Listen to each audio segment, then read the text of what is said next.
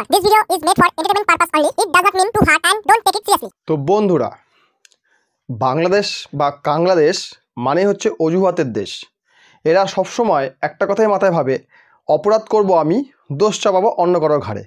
এই হচ্ছে বাংলাদেশ বা কাংলাদেশ। তো ক্রিকেটের ক্ষেত্রে আমরা দেখেছি, যখনই এরা হেরে যায় তখনই দোষ দেখে আইসিসি চুর, বিসিসিআই চুর। এই হচ্ছে এদের অবস্থা। বর্ডারের ক্ষেত্রেও এদের অবস্থান একই।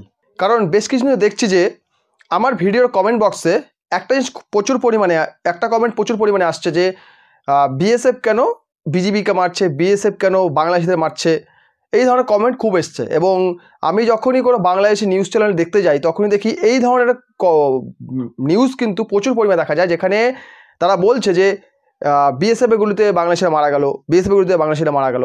ঠিক আছে, এই ধরনের নিউজ প্রচুর দেখি। তো আমার মনে প্রশ্ন জাগলো যে এটা কতটা সত্যি। সত্যি কি বিএসএফ নিরীহ কাউকে মারছে? কারণ আমরা সকলে জানি যে বিএসএফ কখনো কাউকে নিরীহ কাউকে মারে না। বিএসএফ হচ্ছে ভারতীয় বর্ডার সিকিউরিটি ফোর্স বা বিএসএফ। তো ভারতীয় যে বর্ডার রয়েছে, টোটাল বর্ডার রয়েছে 15,200 কিলোমিটার এবং সি বর্ডার রয়েছে 7,516 কিলোমিটার। তার মধ্যে 4,156 কিলোমিটার রয়েছে বাংলাদেশের সঙ্গে। এর ম্যাক্সিমামটাই রয়েছে মানে বেড়াবিহীন, মানে কোনো বেড়া বা কাটাতার কোনো বেড়া নেই এখানে। বর্তমান কেন্দ্র সরকার কী করেছে, প্রায় $3 বিলিয়ন ব্যয়ে এই যেই সব এলাকাতে বাংলাদেশের সঙ্গে যেসব এলাকাতে বর্ডার মানে কাটাতার নেই, সেই সব জায়গাতে কাটাতার দেওয়ার ব্যবস্থা করছে। আর এটা নিয়েও বাংলার সমস্যা হচ্ছে। তখনই মাথায় ঢুকলো যে, বা মাথাটা ঘুরে গেল রিপোর্টটা দেখে, যে এই হচ্ছে আসল কারণ। কারণ আমি অনেকগুলো রিপোর্ট দেখলাম, সেখানে 5ই জুন 2022 অনেক পুরনো রিপোর্ট, সেখানে একটি 10-15 জনের টিম বিএসএফ উপর হামলা করে এবং বিএসএফের গুলিতে একজন নিহত হয়। তো দেখা গেছে যে এই ব্যক্তিটি হচ্ছে জলঙ্গির থানার মধ্যে পড়ে। তো এরা কি করছিল, নিষিদ্ধ কফ সিরাপ পাচার করছিল, এদেশ থেকে ওপাশে পাচার করছিল। কারণ কফ সিরাপ আমরা জানি, বহু কফ সিরাপ যেগুলো দিয়ে নেশা করা হয়, ঠিক আছে, সেই সব জিনিস পাচার করছিল এবং পাচারকারী দলকে প্রথমে ওয়ার্নিং দেয়। এরা কী করে, উল্টো বিএসএফের হামলা করার চেষ্টা করে, তখন বিএসএফ গুলি ছোড়ে এবং একজন মারা যায়। এরপর একটা রিপোর্ট দেখলাম 18ই জানুয়ারি 2023 সালে, সেখানে নদিয়া সীমান্তে, মানে নদিয়া কিন্তু এখনও কাটাতার দেওয়া পুরোপুরি হয়নি, ঠিক আছে। তো ওখানে দিনে দুপুরে একজন বিএসএফ জওয়ানকে মেরে তার বন্দুক নিয়ে 4 জন আসে এবং বন্দুক নিয়ে তারা পালিয়ে যায়। পরে সেটা উদ্ধার করা হয়।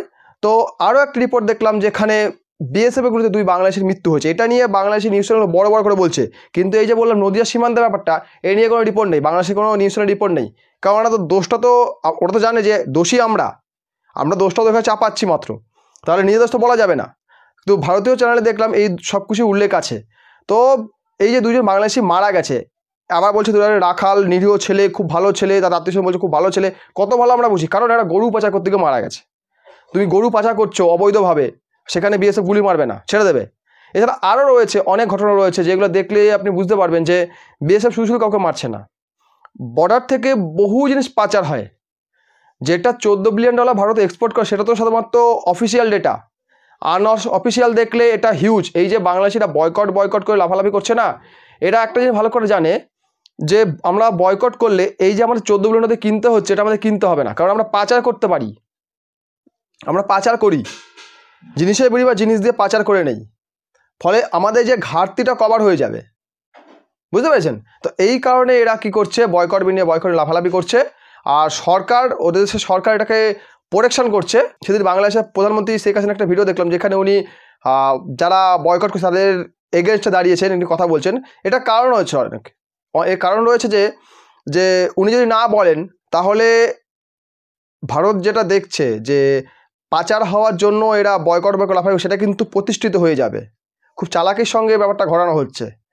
কাজেই একটা কথাই বলবো বাংলাদেশি বা কাংলাদেশিদের, আমার কাছে তোমরা কাংলু, তো তোমাদের একটা কথাই বলবো, বেশি বার বেরতে যেও না। এই যে 4,156 কিলোমিটার যে এরিয়া, এখানের মধ্যে অনেক জায়গাতেই কোনো কাটাতার নেই, অনেক জায়গাতে বিএসএফ পোস্টিংও নেই, ঠিক আছে। কাজেই তোমরা একটু সাবধানে থেকো। এখন যদি লাফালাফি করতে যাও, এখন সব জায়গাতেই কিন্তু প্রোটেকশন বাড়ানো হচ্ছে, কাটাতার দেওয়া হচ্ছে, আগামী 2-3 বছরের মধ্যে হয়ে যাবে। তখন কিন্তু তোমাদের যে অবৈধভাবে লাফালাফি করা, এটা কিন্তু আরও বেড়ে যাবে। একটা রিপোর্ট দেখছিলাম, বিগত 14 বছরে নাকি মাত্র মারা গেছে 315 জন। আমি ভেবেছিলাম এটা তো 3 লাখ হয়ে যাবে, হলে খুশি হতাম। 3 লক্ষ পেয়ে গেলে খুশি হতাম, কারণ বহু লোক আছে এখানে, প্রায় 6-7 কোটি লোক এখানে অবৈধভাবে বাস করছে। আর এই যে দেখতে পাচ্ছেন কীভাবে ঘেমে যাচ্ছি, এই গরমের মধ্যে বিএসএফরা পাহারা দেয়, তাদের নামে উল্টাপাল্টা বললে না ওই বিএসএফ তো বন্দুক তোমার পদে ঢুকিয়ে দেবে হনুমানের বাচ্চা। ঠিক আছে, তো ভিডিও ভালো লাইক করুন, কমেন্ট করুন, শেয়ার করুন, আর চ্যানেলটাকে সাবস্ক্রাইব করুন আমার উৎসাহ বাড়ানোর জন্য। ভিডিও দেখার জন্য অসংখ্য ধন্যবাদ।